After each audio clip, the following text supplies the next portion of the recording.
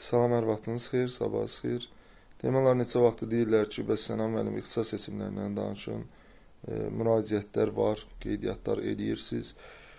Amma hal-hazırki vəziyyətə görə özəlliklə 3-cü qruplar üçün deyirəm ki, çalışın bu həftə imtahanında maksimum diqqətli olun, ballarınızı artırmağa çalışın.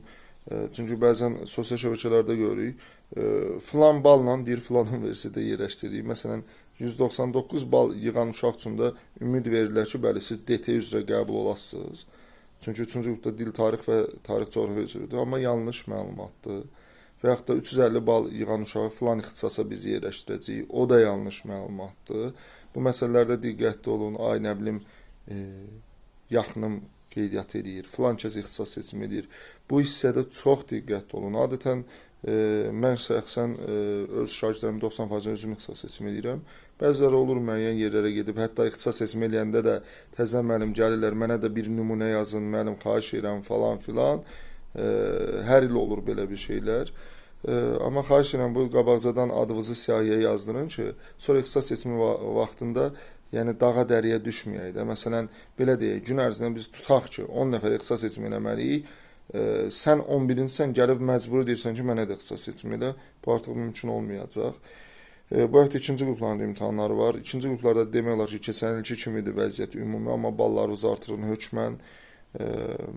1 və 4-cü qruplarda gələn həftədir. 4-cü qruplarda belədir. Keçənlə nəzərən düşünmürəm ki, bal çox qalxar, amma keçənlə nəzərən plan yeri azdır. Məsələ budur. Birinci qruplarda da həmişə rəqabət informatika yönümlü ixtisaslarda olub, amma demək olar ki, kimya yönümlü ixtisaslarda standartdır. Ona görə Allahın izni ilə narahat olmayın, hamı qəbul olacaq. Yenə də deyirəm, o əsas cümləmi işlədirəm. Alınacaq birinci dərəcəli universitetlərə yazırıq. Alınmırsa ikinci dərəcəli kolleclərə yazırıq, subbakalavr kimi. Hansı ki 2 ildən sonra oradan universiteti yenidən yazmaq mümkündür.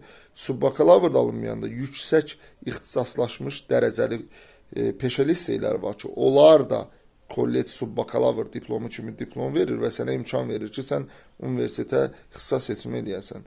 Yəni bu barədə Sənan müəllimə etibar eləyə bilərsiniz. İnşallah Allahın izni ilə hamınızın ixtisas seçimi yüksək səviyyədə olacaq. İndi ola bilər ətrafda qohumunuz, yaxınınız, əziziniz, kimlər ki də ixtisas seçimi eləmək istəyirsə müraciət eləyə bilərlər. Yəni hələ ki yerlərimiz var.